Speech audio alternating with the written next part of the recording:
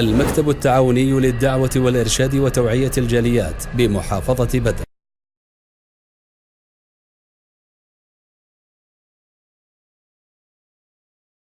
সাপ্তাহিক দিনের মাঝে সবচেয়ে বৈশিষ্ট্যপূর্ণ দিন হলো জুম্মার দিন। এই জুম্মার দিনে অনেক বৈশিষ্ট্য রয়েছে, তার মাঝে দুইটি বৈশিষ্ট্য আমাদের জন্য দুনিয়া আখেরাতের অতি কল্যাণের।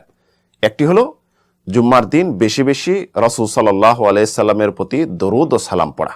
রাসূল সাল্লাল্লাহু আলাইহি সাল্লাম ইরশাদ করেছেন, ইন্না মিন আফদালি আইয়ামিকুম ইয়াউমাল জুমআহ ফাআকসিরু আলাইয়া মিনাস সালাতি ফিহি ফাইন্না সালাতাকুম মা'রুদাতান আলাই। যে জুম্মার দিন হলো শ্রেষ্ঠ দিন, এই দিনে আমার প্রতি বেশি বেশি সালাত এবং সালাম পড়ো, কেননা এই সালাত ও সালামগুলি আমার কাছে পেশ করা হয়।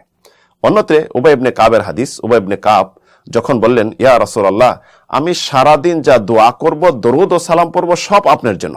তখন রাসূলুল্লাহ বললেন, ইদান তুকফা হাম্মাক ওয়া ইউগফারু লাকা যামবাক। তাহলে কি হবে? দুনিয়ার জন্য যথেষ্ট হবে সব কিছু থেকে, আর তোমার গুনাহ মাফ হয়ে যাবে। দ্বিতীয় বৈশিষ্ট্য হলো, এই জুম্মাদের একটি সময় আছে যেই সময়ের দোয়া আল্লাহ রাব্বুল আলামিন কবুল করে থাকেন। দোয়া ফিরে আসে না, আল্লাহ রাব্বুল আলামিন কবুল করেন। এই সময়টি হলো, রাসূলুল্লাহ একদিন জুম্মার দিন আলোচনা করলেন, পরবর্তী বলেন, ইন্না ফিল জুমআতি সাআতুন লা ইউআফিকুহা আবদুন মুসলিম ইয়াসআলুল্লাহ তাআলা খায়রান ইল্লা আতা। যে জুম্মার দিন এমন একটি সময় আছে যেই সময় বান্দা আল্লাহর কাছে দুনিয়া আখিরাতের কল্যাণের যা চাবে আল্লাহ রাব্বুল আলামিন তাই দিবেন। রাসূল সাল্লাল্লাহু আলাইহি ওয়াসাল্লাম ইশারা করলেন সময়টুকু খুবই কম।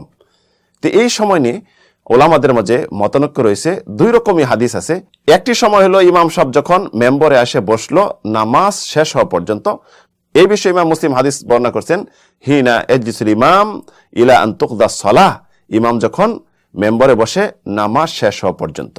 আরেকটি সময় হলো আসরের নামাজের পর, যেটি জাবের ইবনে আব্দুল্লাহর হাদিস, আবু হুরায়রা রাদিয়াল্লাহু আনহুর হাদিস, ফালতামিসু আখিরা সাআতিন বাদাল আসর, যে আসরের নামাজের শেষ তথা জুম্মার দিনের শেষ সময় সূর্য ডোবার পূর্বে 1 ঘন্টা বা 40 মিনিট, এই সময়টুকু তোমরা কি করো? আল্লাহর কাছে চাও। কার যদি সম্ভব হয় শেষ সময়টুকু আমরা মসজিদে প্রবেশ করে দুখুলুল মসজিদ 2 রাকাত নামাজ আদা করব। আদা করার পরে কোরআন তেলাওয়াত করব, তাসবিহ তাহলিল করব, হাত উঠে আল্লাহর কাছে দোয়া করব, দুনিয়া আখিরাতের যা কিছু আমাদের সমস্যা সব আল্লাহর কাছে ধরে উঠাবো। এই সময়টুকু অতি গুরুত্বপূর্ণ, মঙ্গলজনক এবং আমাদের জন্য অতি কল্যাণের। তো এই দুইটির মাঝে আমরা সবচেয়ে যেটা প্রায় গ্রহণযোগ্য মত হলো আসরের শেষ সময়টুকু। আল্লাহ রাব্বুল আলামিন এই সময়টুকু দোয়া কবুল করে থাকেন।